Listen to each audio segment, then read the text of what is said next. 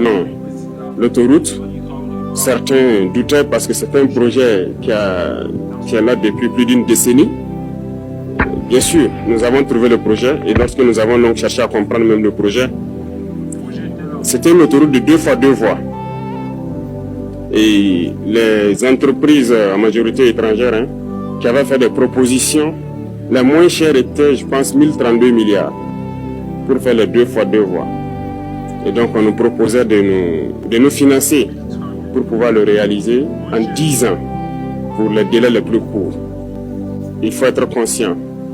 Pour nous condamner les générations qui ne sont même pas encore nées à des prêts de 50, 60 ans pour construire une autoroute de 2 fois 2 voies qui sera dépassée dans peu de temps. Lorsque nous avons voulu savoir si c'est 4 fois 2 voies, certains même se sont moqués de nous, certains entrepreneurs, ils n'y croient pas. Dans un tel pays, 4 fois 2, c'est pas raisonnable. Certains ont dit que ça devrait nous coûter plus de 3 000 milliards. Mais comme je dis, dans la révolution, c'est la responsabilité, c'est la conscience. On ne va pas rentrer dans ces schémas. Voilà pourquoi nous avons décidé de le faire nous-mêmes. Parce que nous avons confiance en nos jeunes ingénieurs, nous avons confiance au potentiel des Burkinabés. Nous avons donc cherché des équipements de tout ordre. Aujourd'hui, sur ce chantier, je peux dire que le chantier il est unique en Afrique.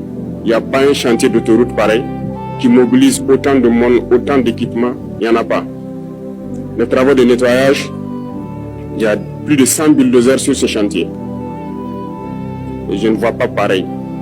Je m'étais donné 2 mois pour qu'ils puissent finir le nettoyage. Et je pense qu'ils ont tenu le pari. Nous sommes à 40 jours, ils ont déjà fait plus de 70% du nettoyage. Et le 15 février, s'il plaît à Dieu, ils auront fini. Ce qui veut dire que le rythme aussi, il n'y en a pas pareil en Afrique. Et nous allons finir, c'est un défi, nous allons finir dans un délai que personne ne va croire. Parce que nous avons déjà tout à notre disposition. Toutes les machines, tout le nécessaire est là. Il ne nous reste que le carburant et le bitume à payer. Sinon, tout le nécessaire est là. Ce qui veut dire que nous allons poursuivre parce qu'il y a beaucoup d'autres autoroutes qui doivent être lancées en 2026 et dont les travaux doivent commencer également. Les infrastructures, c'est une priorité. Ça aide tout le monde, que ce soit les populations civiles, les forces armées, les forces de sécurité intérieure. Tout le monde a besoin d'infrastructures routières. C'est pour dire que il faut se concentrer sur ces acquis-là, voir qu'est-ce que nous avons pu réaliser et se projeter dans l'avenir. C'est comme je l'ai dit, maintenir la pression. Et je pense que 2026, il y a tellement de grands chantiers qui doivent commencer et vous devez maintenir ce cap-là pour qu'on puisse réussir le pari. Les gens continueront à nous démotiver. Les impérialistes, ils ne manquent jamais de tours dans leur sac. Ils vont continuer à communiquer pour ternir l'image, pour nous démotiver. Il ne faut pas les écouter. Il y a aussi ces individus esclaves de salon là qui ne peuvent jamais changer. Je l'ai dit, eux c'est comme une malédiction qui les poursuit. Peu importe ce que vous ferez, génétiquement ils sont esclaves. Congénitalement ils sont aliénés. Ils ne peuvent que suivre ce que les impérialistes disent. Montrez-leur le soleil en plein jour, ils vous diront qu'il fait nuit. Donc c'est une malédiction.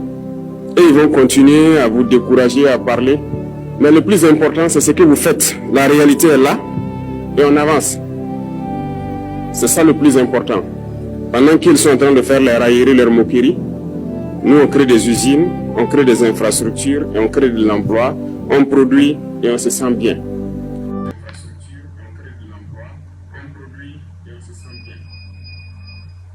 Vous avez suivi Ibrahim Traoré. Ibrahim Traoré est en train de parler de ce projet automobile, l'autoroute. Vous voyez, non? Pour permettre aux usagers de mieux se déplacer dans son pays, quoi. Il est en train de parler des problèmes qu'il a rencontrés, les démotivations, les gens qui disent que c'est impossible, mais le gars dit que c'est possible. Le gars a payé les engins, il a réuni tout ce qu'il fallait, il a mis à la disposition des constructeurs. Il a utilisé ces gars locaux. Vous voyez, ça c'est un bon président. Un président qui rêve grand, qui pense grand, qui veut du bien pour sa population. Un président qui s'inquiète, qui veut quelque chose de concret. Il ne veut pas endetter les générations futures. 1000 milliards, mon frère. 3000 milliards. un certain pays qui va aller prendre la dette de 3 000 milliards. Et ils ont lancé le projet. Ils n'ont jamais lancé le projet d'autoroute. Même s'ils ont lancé, ça ne finit jamais. Tous les jours, c'est là. On a abandonné. Donc, suivez. Respect, mon président. Vous êtes le bon. On fait comment?